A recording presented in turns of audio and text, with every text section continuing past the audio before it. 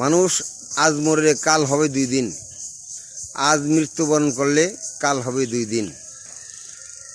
মৃত্যুর পরে সুন্দর করে গোসল আসল করিয়া সুরমা আতর লাগাইয়া কোথায় কবরে নিয়ে রেখে আসবো। সেই কবরে রাখার পরে 2 দিন 4 দিন 2-1 মাস হয়তো মানুষ মনে রাখবে। তারপরে সমস্ত মানুষ আমাকে আপনাকে ভুলে যাবে। সবাই আপনাকে আমাকে ভুলে যাবে।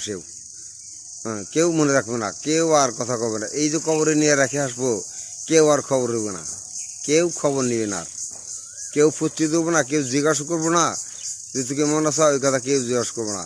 সবাই এই দুনিয়াটায় আমাকে আপনাকে ভুলে যাবে। কেউ আর মনে রাখবে না। কাজে 2-4 দিন হয়তো কান্নাকাটি করবে, 2-4 দিন আত্মীয় স্বজন যারা আছে তারা কান্নাকাটি করবে, তারপরে সবাই ভুলে যাবে। আমি আর আপনি দুনিয়াতে চলে যাবো, এই দুনিয়ার মায়া ছিঁড়ে চলে যাবো, সবাই ভুলে যাবে। এই দুনিয়াটাই আমাকে আপনাকে ভুলে যাবে। এটাই দুনিয়ার রীতি, এটাই দুনিয়ার নিয়ম। মৃত্যুর পরে কেউ আর মনে রাখবে না।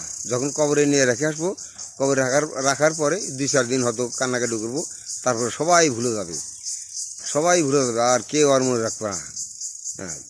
কাজেই এই দুনিয়াতে যদি কোনো নেক সন্তান যদি কেউ রেখে যায়, তাহলে সেই নেক সন্তান যদি নামাজ কালাম পড়িয়া কোরআন তালাওয়াত করে যদি তার জন্য দোয়া করে, সেই দোয়াটা তার জন্য তার কবরে যাবে। সেই দোয়াটা তার জন্য কাজে লাগবে।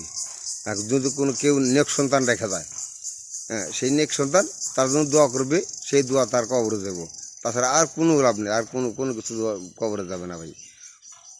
এই কথা মনে রেখেন।